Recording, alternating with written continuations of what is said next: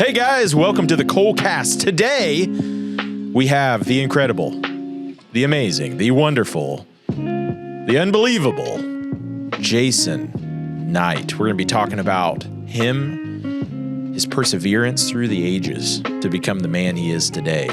And we're going to be highlighting and talking about his elemental chopper forging class end of March. So stay tuned for more info and enjoy. Oh, perfect timing. That was so good. Right on the slurp. Wow, you've only got 2 pins in your front pocket? Yeah. Oh, how many you got? I don't. I wish I could keep up with them. Maybe if I carried them in my pocket in a punch. And sure. It'd be all right. We got these little extendo clips with rubber slip-on tops a couple years ago, and that lasted. That's the longest I've ever been able to keep a pin in my pocket. That's because it snapped back when I was done. I ever tell you my secret to keeping a Sharpie? No. I get a whole box of them. I get one out, and then I throw the other ones away. You have to make a sacrifice to the Sharpie god. And then you get this one, you get to keep it. So if you have a bunch of them, and you'll use them all up, and then they'll all be flippant, gone. right? You know? Thanks, babe. I saw a carpenter the other day on like Instagram or something. He got a box of carpenter pencils, cut them in half, sharpened them all, and then threw them in every drawer, in every nook and cranny, put them on his toilet, put them by he was like, now I can't lose them. That's cool. But inevitably he still will. I know. So Jason, how are you doing? I haven't talked to you in a while. It's good to see you. I'm doing good, man. In the new shop. Yeah, when I was at Coal Iron Works, you were off somewhere. Gallivanting around. Who knows? It's good to gallivant, yeah. Yeah, sometimes. Yeah. My hooves get a little sore. I'm in the new shop, and everything is good. I don't have it. I got most of everything I need in here. We have added a 3D resin printer for prototyping. I'm not sure what we're going to prototype, but something. Why not have one, especially if you want to make figurines, which have nothing to do with blacksmithing, but I like that. You should make a line of Jason figurines is what you should do. Yeah. They'd have really big heads. Yeah. Extra large hats. Yeah. Yeah. We had a resin printer that we got to do because we do our joystick boxes on the controllers, 3D print those, and we have a print farm that prints those for us. And we got the resin printer so we could print them out of like much harder material. And literally after 100 failed prints, we gave up and I sold it for $50. And we never could make it work. So hopefully your experience is much better. We got a cheap one though, so that's probably the problem. We got whatever one Tristan said get. So I was like, I'm down. Yeah, you're trusting Tristan. I thought about this the other day. I've bought a lot of stuff that turned out to be totally useless, And it's sometimes, like, I don't know, I like guns, so sometimes I'll get a gun and I'll be like, man, this is so great. And I can go out there and go, and I'm just shooting targets, bang, bang, bang, bang. And I'm like, okay, the thrill is gone. My ears hurt, and I had enough of this one particular gun. I like motorcycles. I'd rather have. So I trade the guns that I don't like for motorcycles that I do like. That you do like, That works out pretty good. Yeah. What's your favorite bike? What do you got in your collection? I don't necessarily have a fave, but if I was gonna.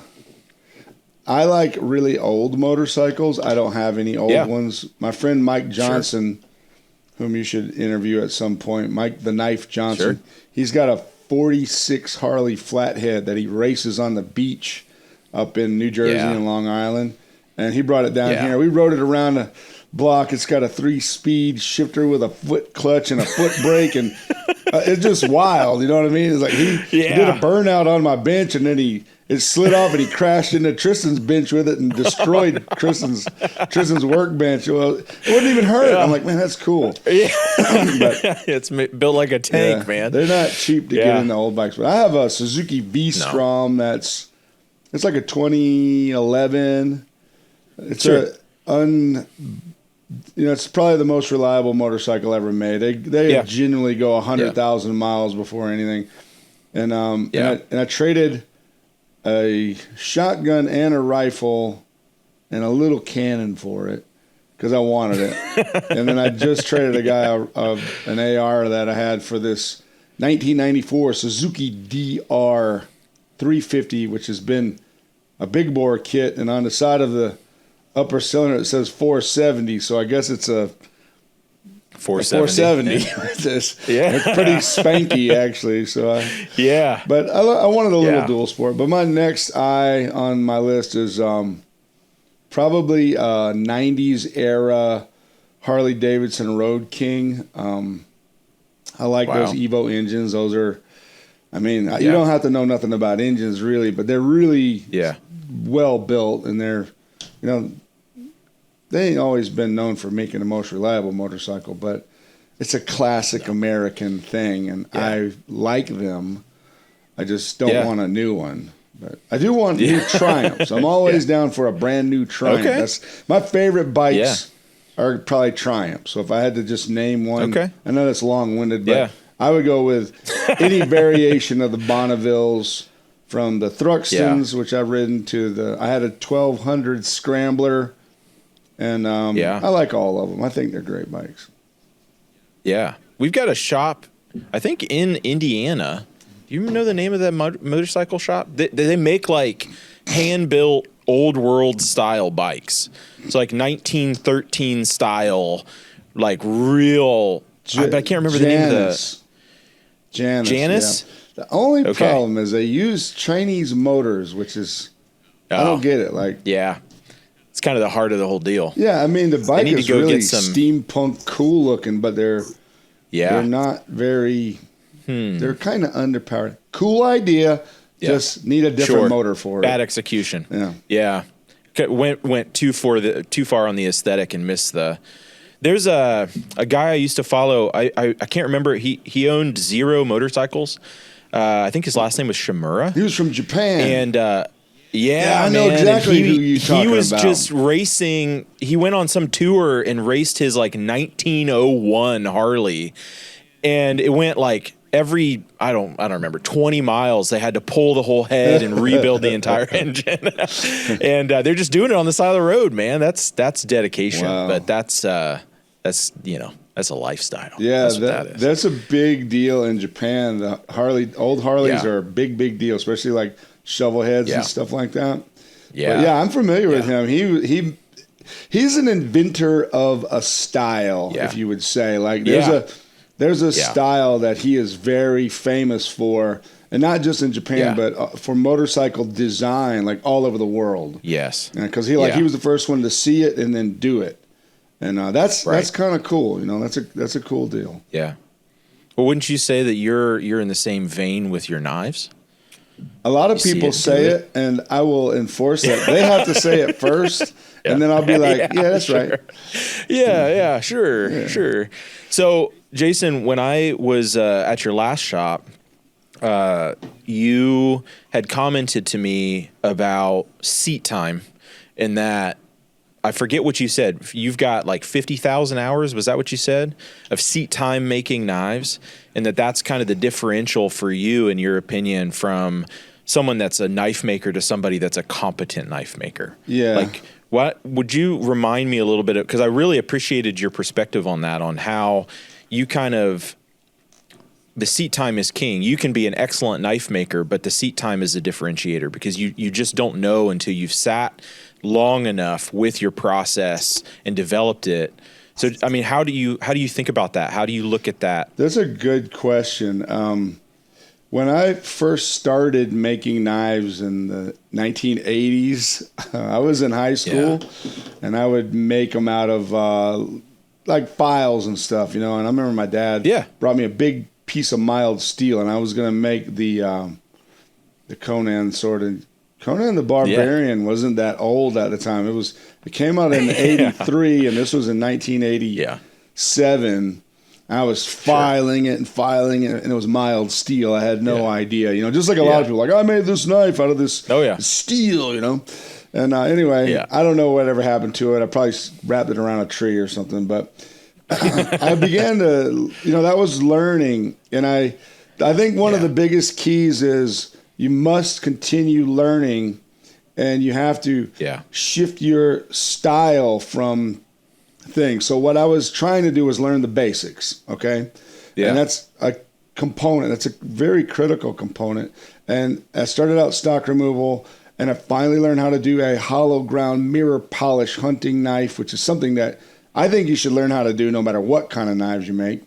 And then because I wanted to make these crazy things, and I didn't know where to go. So there's this guy, George Herron, a very famous South Carolina knife maker, famous worldwide, but especially where we live. But I can remember him saying, well, lad, you got to find another way, because this way is maybe not your way, you know?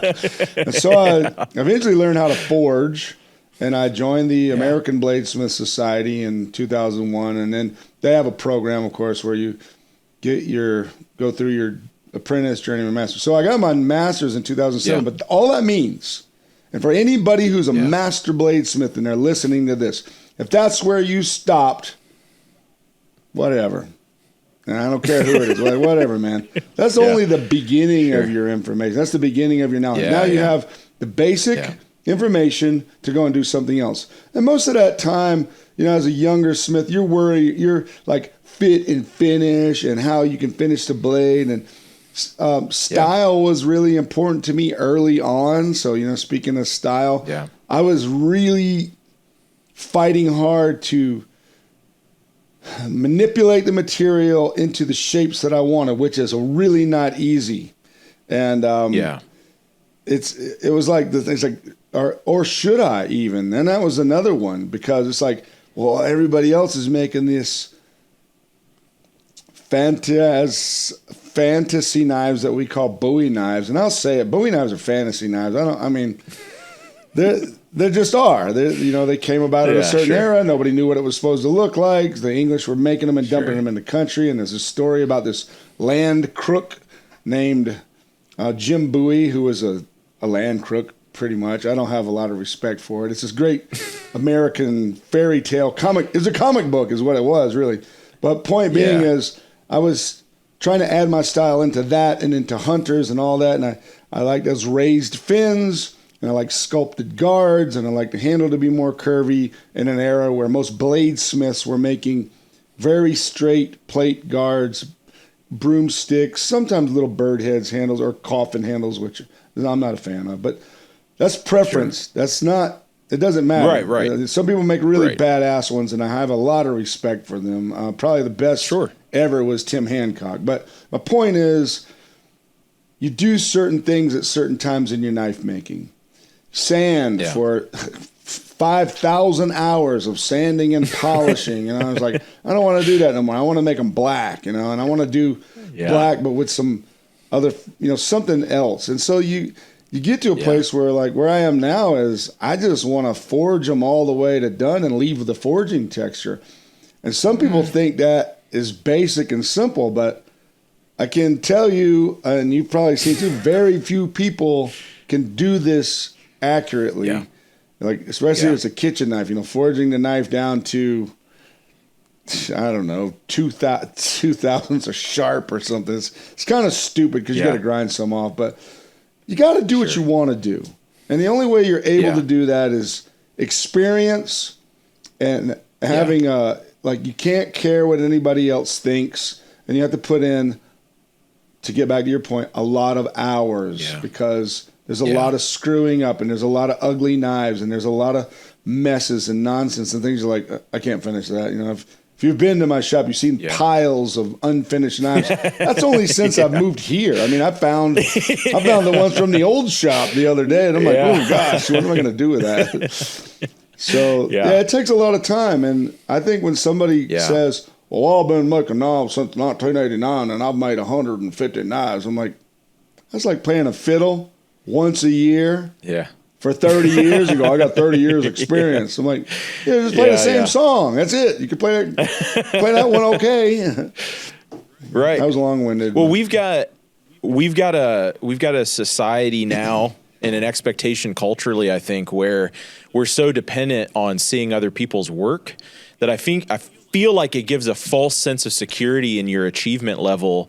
if you've seen enough other people's work, it almost makes you feel like you've participated in it some way, like that interaction. So in your case, how do you find?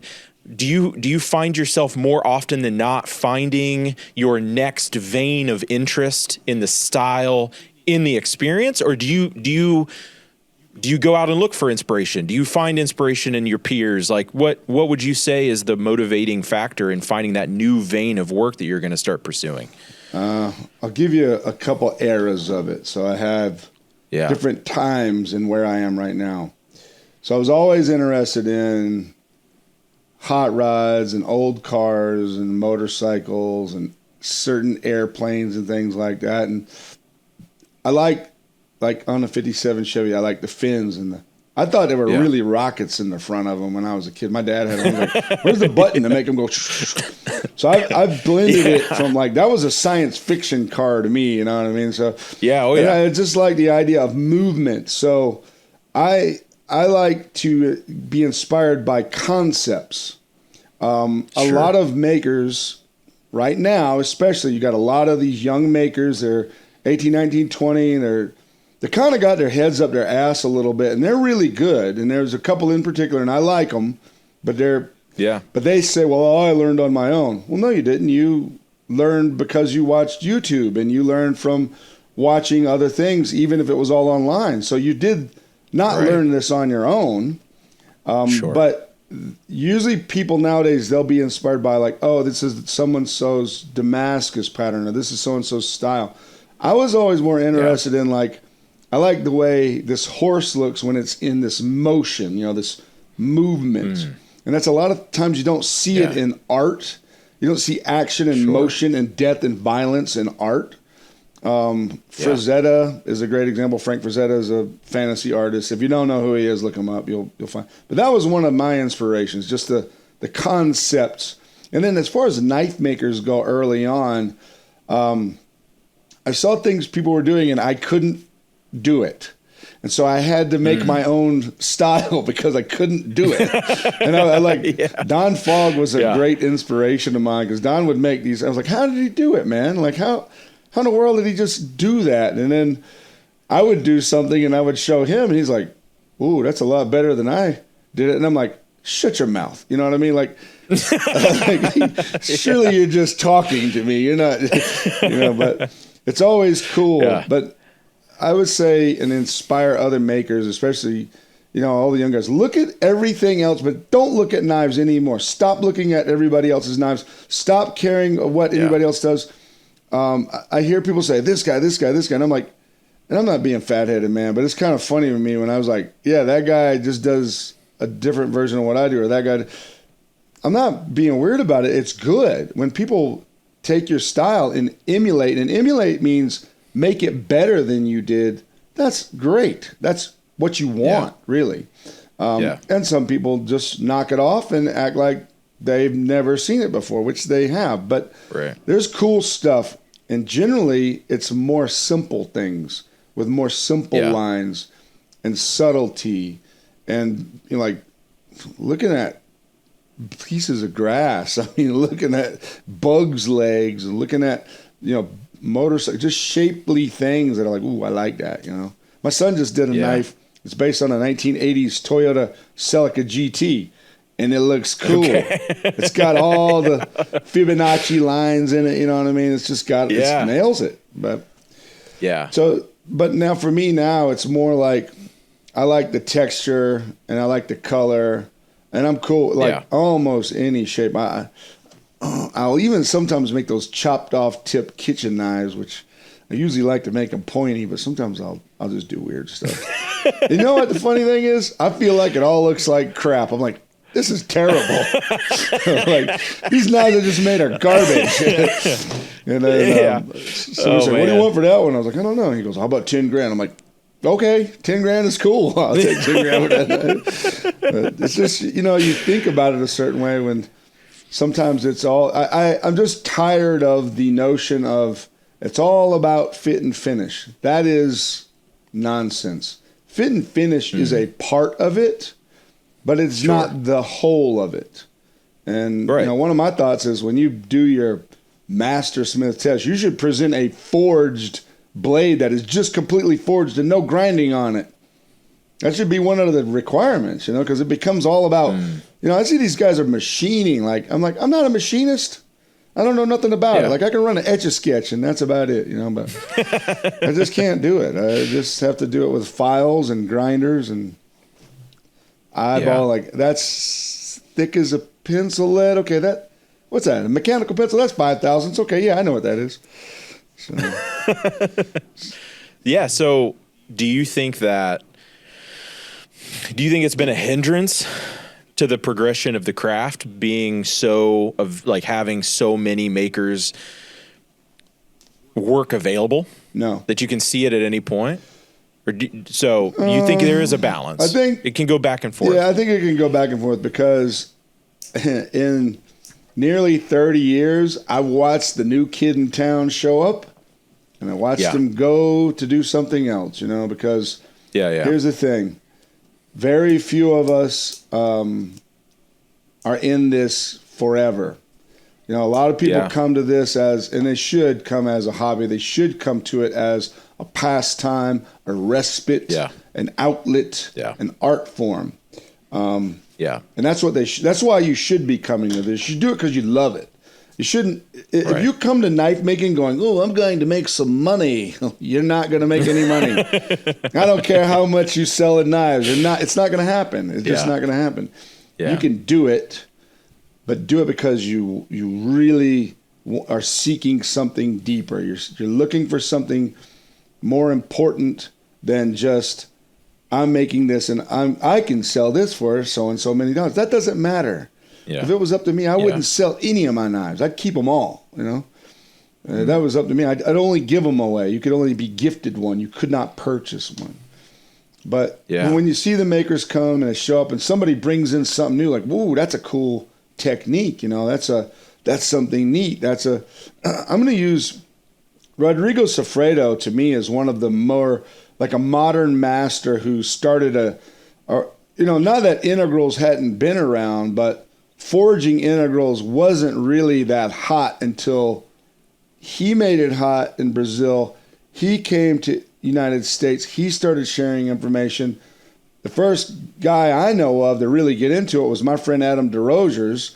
Adam and his wife went down to Brazil and they learned those techniques. And they were sending me pictures and I was trying to, like the keyhole stuff, And then my daughter got really into it, and then I was like, okay, I'll make some more integrals. And I made them on and off, but now I really love making them. But the point is that's a big movement. And I'll bet you there's some kids right now, and even older, they have no idea why we're doing it. They have no idea where it came from. But he popularized it. He made it hot. And there could be things right now people are doing, and no one's watching it. No one's seeing it. But then eventually they'll be like, wow, that's hot. And then they'll think about later on, like, well, why was that hot? Like wavy jamones, clay jamones. I know why it's hot. Yeah. It's because Don Fogg and Jimmy Fikes introduced it to all the knife making community back in the 80s, and they started doing that with clay. They were the first guys to start doing clay over here. And if somebody's doing clay on their blade, whether they know the American lineage for it is Fogg and Fikes. You may have read a book, you may have done it, but they have only done it because it's popular at a point. Now, I don't recommend doing it on kitchen knives. Do whatever the hell you want to do, but whatever. It's for weapons, right? But it's for art. Yeah. Right. I got a lot of opinions. They're not worth much. I'm hoping to draw them all out today. So when you're thinking about doing a class, you're doing a class with us, you're doing the Brute to Forge chopper, which sounds like is right in the vein of what you're trying to do right now, is fully finished forged work, and you're bringing people in that don't have the level of experience. What do you keyline on to, like, this is what you need to learn in this class? How do you identify the framework of these are the vital pieces of information that I want you to go home and do again for the next 5,000 hours? So try and simplify the thing right down. So I call this knife the elemental knife. You know, the element. You can make it you can make it a little knife or a big one. We just make a chopper because it's something from my heritage of growing up in a swamp, you know, and taking a hatchet and a machete and using them and saying, I need this would be better. But the idea is I meet people in the class where they are and I try to learn them. I try to, what do you do? And what's your background? How do you think? Guess who comes to the class and never does as good as the student who doesn't know anything. The person who knows nothing always does the best. The person who does the worst are all the knife makers. They don't listen. They don't listen. But I try to get people to understand that the steel has plasticity like clay or dough or Play-Doh. Yeah. And everyone's touched clay or dough or Play-Doh or mud. It moves the same way. And once you can break through that barrier, and then it becomes easy.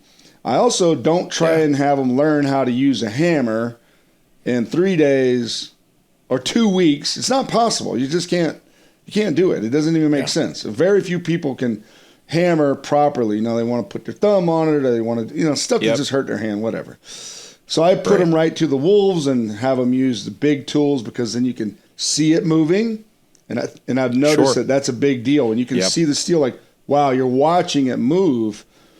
And I'm kind of taking the magic out of it when I do that because the magic is I'm compacting the molecules of the steel, as they say in Arkansas, which I got to watch out because I'm doing something there in the spring. I'm sure I'm going to get in trouble. So that's one of the things to just simplify this and then add in concepts like, okay, so this knife works because it has this triangular cross section. Everybody knows what a triangle is, and it has a linear cross section. Oh, okay.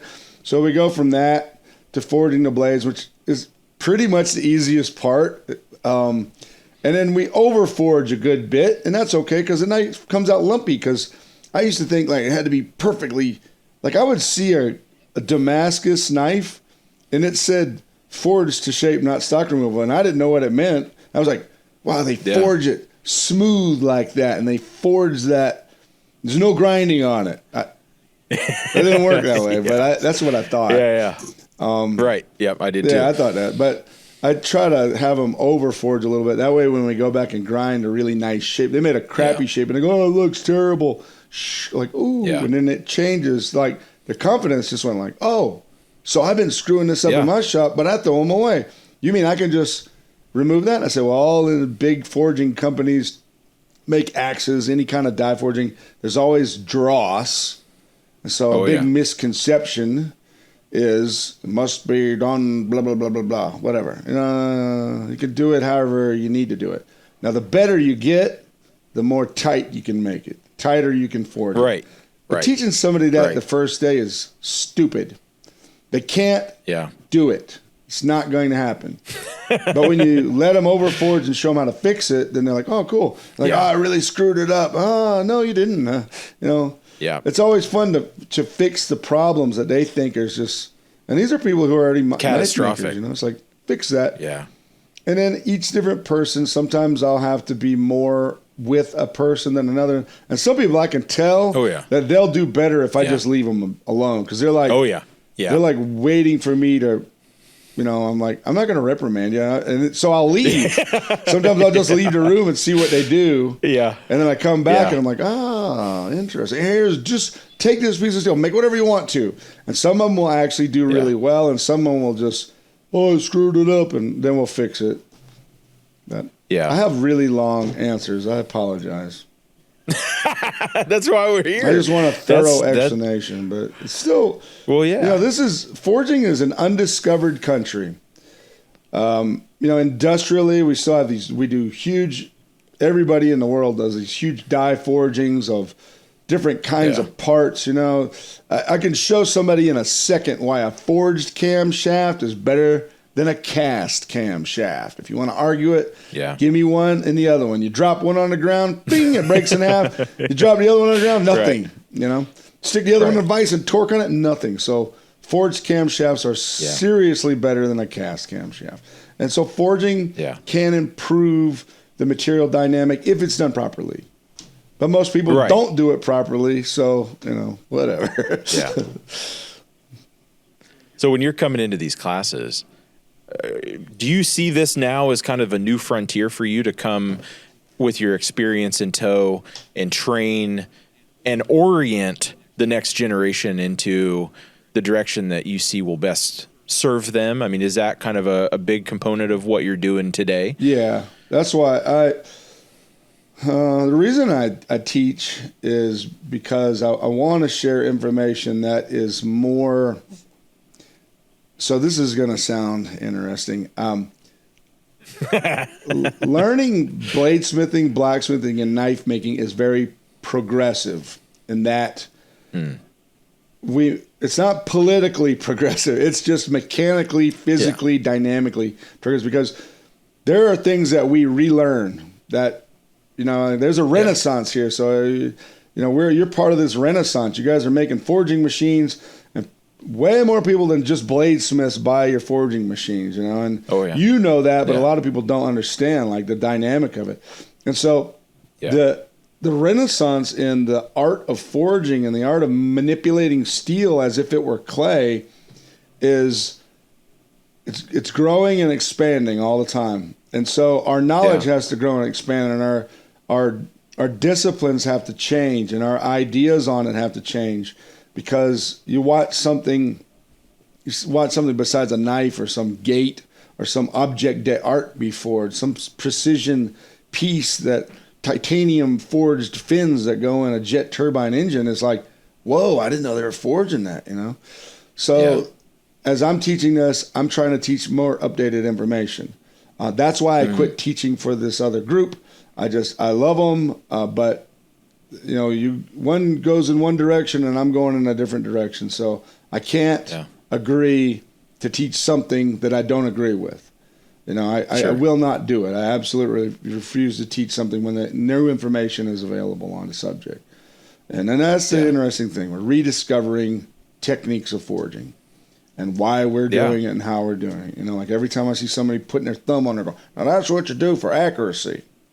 So point at something for me. Like, you don't point with your thumb, you point with your finger. So whatever. It's just an idea, right? Yeah. My kung fu versus their kung fu. That's all there is to it. So how do you keep it fresh? You're saying that you need to, as you go through the eras of your work, like once you've been forging for a certain number of years, you can get burnt out doing the same thing again and again and again. The repetition becomes monotonous, and you can kind of lose the spark of that got you in there in the first place. Mm-hmm. So having done it for as many years as you have, do you just let your creativity kind of wander, or have you found a method that's kind of maintained your interest and you have to be disciplined in some form? I take classes from other people. I go and learn something. Like I usually take a folder making class every year. Usually it's Tobin, so we're going to make a lock back one year and make a slip joint one year. We make some other kind of thing one year. I've taken classes on building AK-47s, mainly because I like that. But people are like, anybody can build them. I'm like, no, it's way more difficult to build than an AR. But I try to put myself into something. I'm not much into planning a thing. I just want to just get into it, because if I have to go, now let me calculate the planning and the cost and the I'm like, I just got to go do it. Like right now I have it in my mind. I really want to build a V-twin or rebuild a V-twin engine. I just want to do it because I'm watching people doing it. I'm like, looks like I need a torque wrench and some knowledge from some OGs, which usually are very willing to say, oh, here's what you do on this, and then make it work. So, and that's the thing that I've never been good at that. My son's very mechanically inclined. He could take something apart and put it back together, no big deal. And for me, I put something back together. I'm like, oh, where do these bolts go? I don't know. But it's a different direction. I guess we didn't need them. Yeah, but it helps me think about stuff.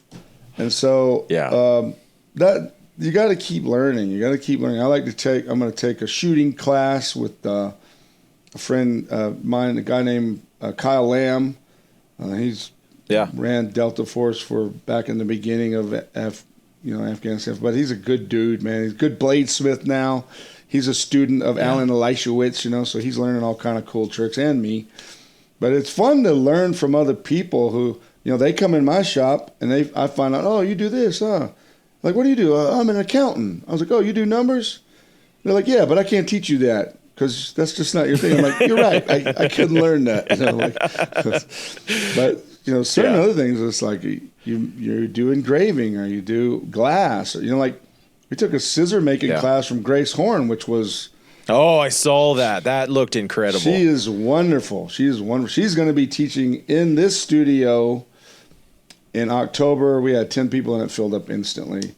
And when I come to hang out with you guys, I'll tell you all about it. And you should probably try and host her. And I know you can set up the facility for her. Would love to. But she is wonderful. Yeah. She's a great teacher. She's very precise. And and you do it. You're going to do it. You're going to do fine when you do it. Yeah. But that's the kind of stuff. You got to keep learning. And you have to be open to maybe your way is wrong. Maybe the way I'm doing. I learned that from forging. I remember I met this guy, Farmer. His last name's Farmer. I think it's Ed Farmer. I was stuck in Berea, Kentucky. We had an old Mercedes Benz and it broke down in Berea, and we waited on the parts for like 2 weeks. So rented a car. We went to Indiana for a week, and we came back and we were in Berea. So I went and hang out with him. He was the blacksmith at Berea College, and people would come and intern with him, and they would forge, and then the college would sell the stuff that they would forge to pay for their tuitions. They do brooms primarily. I'm sure you've seen brooms from Berea. But anyway, I was doing this weird smeary stuff. You ever watch guys do that when they're you know what I mean? You know what I'm talking about? Yeah. They're doing you're polling the metal you think you are. You're kind of like, yeah. He said, he goes, why are you doing that? I'm like, oh, well, doesn't it move it that way? He goes, have you ever played in a cow pasture before? And I was like, yeah. He goes, well, good. This will be easy to understand. Because if you never played in a cow pasture, then you ain't going to understand this. I'm like, okay. He goes, what happens when you take a rock and drop it in a pile of cow poop? I was like, oh, well, if you drop it dead in it, it just goes... He goes, exactly. Yeah. He goes, what happens if you throw it sideways and you just hit a little edge of it? I was like, oh, and the lights came on because of cow poop. Because of cow poop, boom, he just turned. I was From like, Ed Farmer. So I quit doing that dumb smeary stuff. So I watch people do it now. I'm like, you like doing that? Oh, yeah. And they tell me all why it does that. I'm like, that doesn't work. That's not doing that. It's just funny. And when you know, then you know. And I said, well, how long have you been doing this? And they said, I've been forging, so same thing, once a year for 30 years. And it was just like, yeah. If you don't know that about cow poop, then you don't know shit. Beep. I know all about that. I've been smearing cow poop all over our poor. We have a cleaning lady. She has to keep up with my cow antics. So, Jason, tell me about the class. Who do you want to see come into the class, and then outline a little bit more about what we're going to be doing in the class. Cool. So in our class, what we're going to do, we're going to learn why the knife style works and why it's important, because a lot of people go, I don't know why I need a big old knife like that. I know why, and I'll teach you.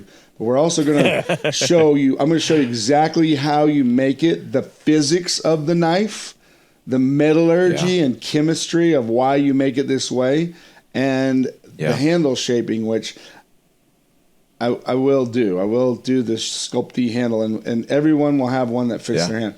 I like to see people who've never made a knife before in the class. I like to see I like to see the women show up to the class because they're always the best students. They always do the best. And it's kind of you'll watch. The girls always do better. Oh yeah. They listen, and the guys don't listen. We don't listen. My wife starts telling me something, and I jump to the end of it, and makes her really mad. I shouldn't do it, but I do it. I like to see people who already think they're really good bladesmiths show up in the class, because I have I like to challenge people, this guy, Will Stelter, I like challenging him to stuff. Like, just, let's see who can forge the longest point with one heat. Okay. He's down for that stuff anytime. Or Liam Hoffman, we like to do it. Yeah. And then we'll argue, like, well, mine's smoother. Well, yours is bumpy, but the thing was longer. It's like, just the fun antics of how to do it and techniques. And then, but if somebody does, like, that was one of the things I learned from, doggone it. Why can't I think of his name? Brian Brazil. That's where my current forging technique basically comes from, because I worked with him at an event like 2014, and he was just going, bloop, bloop, bloop. It was like that long, and then he made it about 15 inches long in one heat. Like, I was like, what did you just do? He goes, I just hit it. Yeah. There wasn't a lot of blows. It was just like, that's what I'm doing from now on, whatever he does. Yeah. Properly placed blows. That's the big difference with his technique. I grew up watching him on I Forge Iron, arguing with people, because and that was in, like, golly, 2008 probably was when I was watching that stuff. And he was so ahead of his time. Nobody was doing that kind of stuff. And he was explaining the, edge geometry on his hammer eye punches and how it minimizes distortion, and you get this perfectly placed little slug. And, when Andrew Larson was here, we were working with him on our punching sets. How can we make them better based on that theory of forging? Because it's like, it goes back to, he took the time, he took the time to garner all of that experience and knowledge. He's going over and working with Alfred Haberman and like the creme de la creme of the forging realm. Yep. He's bringing all this knowledge to, and now he's in a place where he's teaching people, and he's spreading that knowledge around, because, I had a guy here, I think last week, that his family was one of the founding families of the forging industry in Indiana, like heavy industrial forging. Oh, wow. And he worked with Clifton Ralph, and he opened all these shops, and then they slowly started to close. And he was talking about, the big steel mills outsourcing their forging shops because they just thought it was wasting money to have those in-house. And he's just watching all of the shops close, all of the knowledge die off. And it's almost like you're on the edge of a cliff, right? Because at some point, all of the knowledge actually does die off. It actually does go away. Yeah. And so, you're kind of a component, and Brian's been a part of that. Obviously, you're a part of that. Kurt, who is here, was a part of that, where we're trying to take all the wealth of knowledge that's been garnered over the last 2,000 years or whatever that we've been forging material, and optimize it, industrialize it, commercialize it, and then somebody else will do it.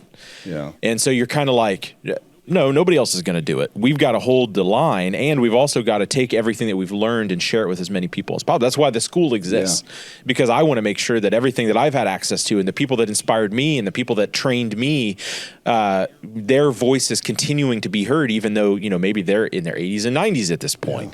Yeah. And, I think we foolishly think that the internet is going to save the information and make it available, and it's like, that's not how this works. It'll be gone. This is a library. Yeah. This database will delete, and I don't have any confidence in it. It's going to go. Yeah. But I was the first time I was introduced to the concept of the direct forging techniques was with Brian and Ed, and his brother Ed, and they're both crazy characters. Yeah. And they learned from, I think they learned from that guy Albert, who also taught Yuri Hoffy, who passed on now. Yep. Yuri Hoffy. Yep. And Hoffy, he was like, I invented forging and blacksmithing, of course. But he was a great man. He was a great influence. Oh, yeah. He taught a lot of other guys how to forge. There's a whole movement. Zivik is a great blacksmith. I don't know if you know Zivik. Yes. Zivik lives in Israel. Yep. But there's a lot of great makers. And this is an interesting thing, too. There was a guy one time, he said, he was a knife maker. He said, blacksmithing and bladesmithing have little to nothing to do with each other. And I was just like, that is the dumbest thing I've ever heard anybody say. Like, what are you talking about? Like bladesmiths would be, I don't get it. maybe blacksmiths aren't the best bladesmiths, but bladesmiths are definitely not good blacksmiths for the most part. And I was doing blacksmithing. I learned forging, this is my introduction to forging. So Jay Hendrickson, who is a wonderful human being, his wife Nancy, wonderful, wonderful people. Jay was taught by Bill Moran, forged in coal. They have this whole other way that they make knives and stuff. And Jay, in 2001, I was at there was a school in Arkansas. It was, I think they called it the Moran School. I mean, technically, to me, the Moran School is right next to his shop now, and I know there's another place that's calling it. But another story, controversial right now, whatever, blah, blah, blah. But Jay taught us how to light a fire, and he said, okay, boys, here's how you make a point, here's how you forge a blade, go at it. We just banged on knives for 2 weeks, And I was like, I could forge a knife. I'd draw a knife and I'd forge that knife, and I was like, this is me. Yeah.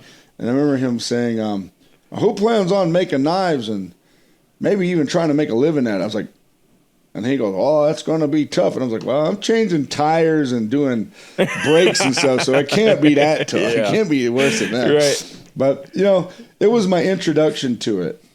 And a lot of times people go, well, this is who taught me, and that's what I do. I only do that. And that's a problem because when you run into somebody like Brian, you need to learn from him. Or you run into these other great blacksmiths who are making shapes that you can't figure out how they did it, because there's a lot of stuff I used to see. Is like, I'll give you a great example. Daniel Winkler, he used to kind of trick me a little bit. He did this tomahawk, and it was an integral head. I had no idea how he did it. It was one of the first ones he was making for these SEAL team guys. And I was like, oh, that's so badass. Knowing Daniel, he did it some very clever way. I did it a really dumb way. I just made one piece and did it, which is the way I still do it now. But once Daniel showed me, he goes, oh, no, I took this piece, these two pieces, and I tacked them all together, and then I forge welded them together. I'm like, how like, that's a no-brainer now. Like, that was smarter. But then eventually, and the funny thing is, the Coal Ironworks Press actually helped me solve this equation, and I'm going to bring you the die I'm going to show you the die I made for the bottom to do the beards on this. It's so simple. But point being is, the tools change the dynamic also. When you absolutely, I got a friend. He's one of the best bladesmiths I know. He's a really incredible bladesmith. He's a good blacksmith. He's just really hard-headed. He wants to do everything by hand. I used to do everything by hand up until I was about 40 because I did not have the tools. Now I have the tools. Right. I'm not going to punch a hole by hand. I'm just not interested. Yeah. But my point is like, you can work that piece of equipment, and you'll be making stuff like, people will be like, how'd you make that? Well, maybe I added a couple pieces and I forge welded them together, and then I ground it clean.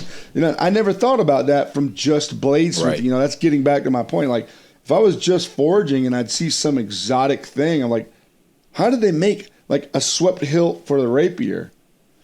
I thought they made it out of one piece, man. I had no idea. They made a bunch of pieces and forge welded together. I was like, I should have asked Vince Evans that a long time ago. He would have just been like, are you dumb? Or he would have just been like, all you had to do was ask me. And I was like, I was afraid to ask. Just stuff like that. You don't think about it. Well, and I've seen like there's a video floating around on YouTube of this. I don't know what year it's from. It's obviously there's an extent how far back it could go, but there's this little like Swedish blacksmith.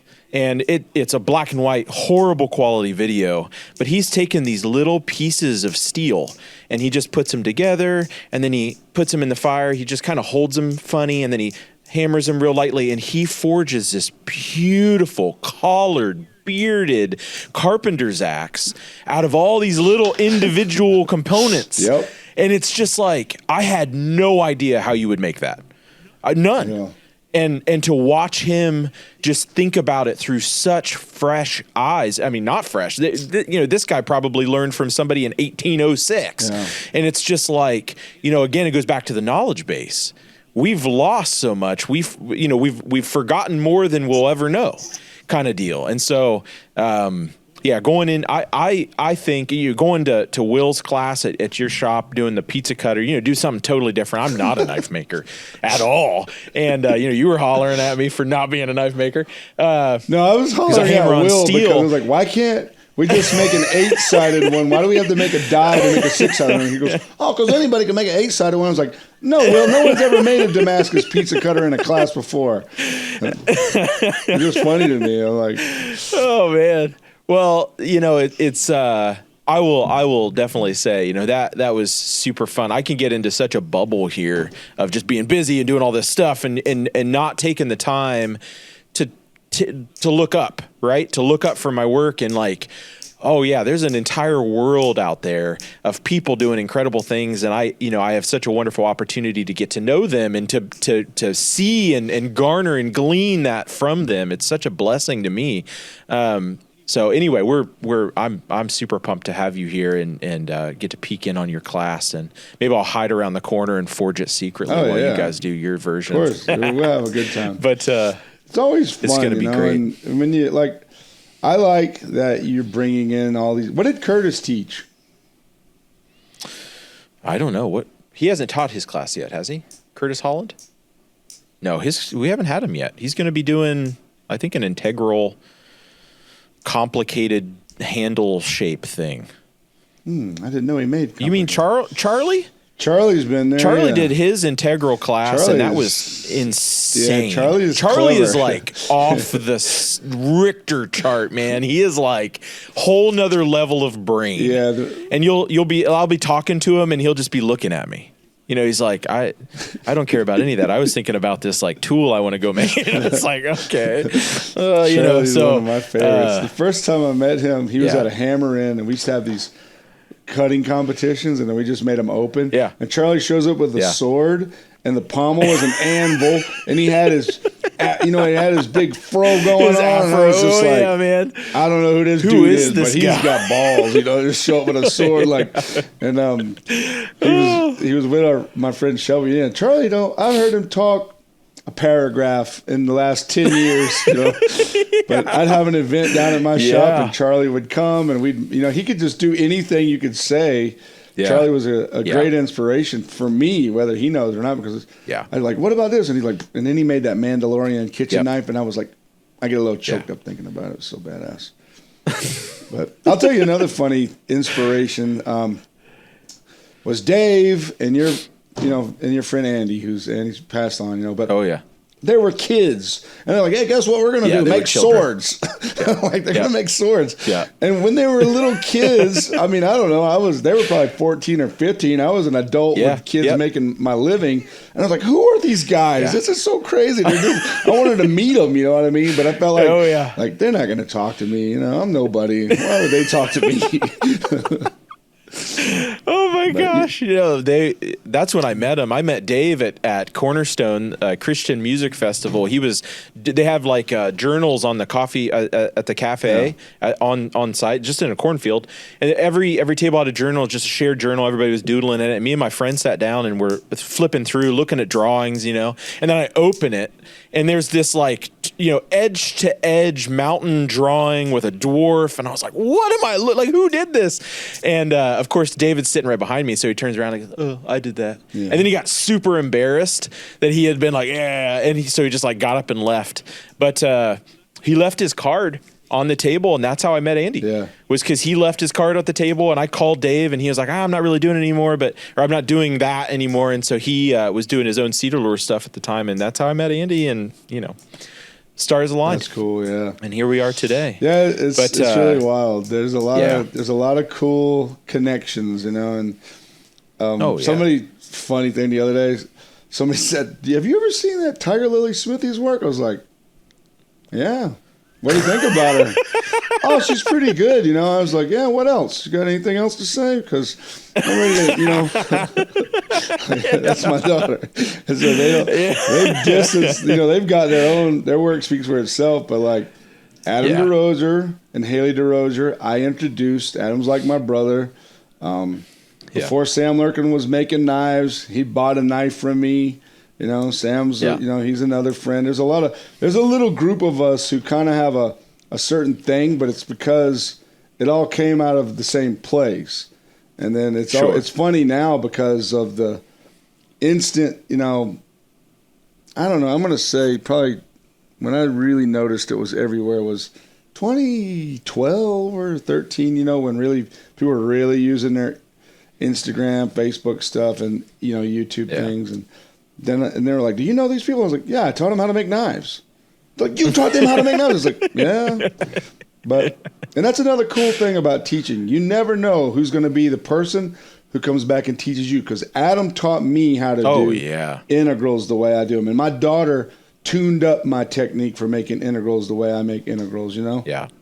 And it's really cool. But, and I have made, this is crazy. I have made a video on making mosaic Damascus back in 2010, which I think the American Bladesmith Society still has produced and sells. Okay. Now, I don't really like making mosaic Damascus. I want to quote Ilya because he said this cool thing. He's like, what do you think about the Damascus like a mosaic? I was like, He's like, I think it's like typing an email. And he's like, and then doing the classic patterns like Merovingian and ladders. It's like writing a letter in calligraphy. And I'm like, that's the way I think of it. I'm a bigger fan of the classic patterns than I am the mosaics because the mosaic is just same. Now, some people put pictures in it, like Steve, which is amazing. That's a different thing. And then he adds mosaic to it. So, but I'm not knocking it. I did a video on how to make it back in 2010, and that's one of those things that I'm like, hey, I learned it, I did it, it's cool, I don't want to do it anymore. Yeah. It's just the way it is sometimes. You learn something and it's like, I want to do something else. Or mirror polishing, or hand rubbed finishes, or perfect guard fits. I'm like, I did a guard and it was all just one piece. And so I was like, oh, you got a gap in your guard. I'm like, oh, no, I don't. And they're like, yeah, I think so. I was like, no, it can't be a gap. And it's like, and I was thinking, is there a crack? And I'm like, that's a piece of, it was Damascus. I'm like, there's no guard. It's one piece. Critical eye looking for dumb things. I'm like, who cares? Who cares about that? Yeah. Awesome. Hey, man, we are not going to take any more of your time. We're going to wrap this up. Evan, could you put the class picture up so we have dates and stuff? We've only got 1 or 2 spots left open for this class. So if you would like to join Mr. Knight doing his elemental chopper course and learning the secrets of the ancient world. By the way, I don't know, did you see? So we used that picture to advertise your class and everyone thought you died. Yeah, I know. The internet literally exploded. I know. It's kind of like, it looks like a memorial, doesn't it? So, and we had made all our other class advertisements. We used your example and we made them all like same color pattern, so they all had so they all tracked. So now we're gonna just do it like a whole full repertoire of everyone that's died this year. You should do it like Jason Knight class from this date to this date, taught here at Coal Ironworks. Until next time. I was like, what does that mean? He's like, well, we'll teach a class next year. We'll make the same kind of a shirt. We're just not sure yet. Awesome. Well, Jason, thank you so much for spending some time with us today, sharing your experience, your stories, your perspective. I always greatly appreciate it, and I feel like a dry sponge every time I'm around you, just waiting to soak up new and fresh information. So really looking forward to the class. Really looking forward to hosting you here, getting some time with you. We'll have to go out, get some beers or something. But you gotta, really looking forward to it, sir. Town, that little Logan took me to the place around the corner. But you two, and him are like masterminds to me. You know what I mean? It's kind of funny. I remember when I was at Blade Show one year, and I was telling everybody, and I looked straight at Logan, like straight in the face, and I didn't say nothing to him, and I felt like he might have think I slighted him. But if my mom came to me at the Blade Show, I would be like, "Hi, I'm Jason. How are you?" I wouldn't recognize anybody. I'm like, overwhelming. But Logan's. It is overwhelming, man. Yeah, he is. No, I am extremely grateful to have him and Evan and Francis and like pieces of the puzzle. I feel like God just placed a bunch of people in my lap, and it has been really incredible to see them flourish and grow and struggle. Evan struggles a lot. Yeah, and it's good. It's kind of crazy. It is good, man. That's the adventure. That's the point of life. Like, the struggle's good stuff. Yeah, you find a pretty rock in the ground. It ain't really pretty until you start abrading on it. That's like the whole story of the forged blade. It's just raw material. It's all, unfortunately, violent, reducing things to make it into a weapon fit for its work, But it'll be great. I'm looking forward to it too. When is it? April? It is March 21st to March 23rd. Oh, that's soon. Thursday through Saturday. It's very soon. I think you're our next class up. Cool. Yeah, I'm going to Texas Blade Show, and then I think yours will be the next one. That'll be great. I'm looking forward to it. Awesome. It's going to be a blast. All right, sir. I'll let you back to it. Bud. Really appreciate the time, and we'll be seeing you shortly. Yes, good to chat with you. Au revoir, my friend. Au revoir.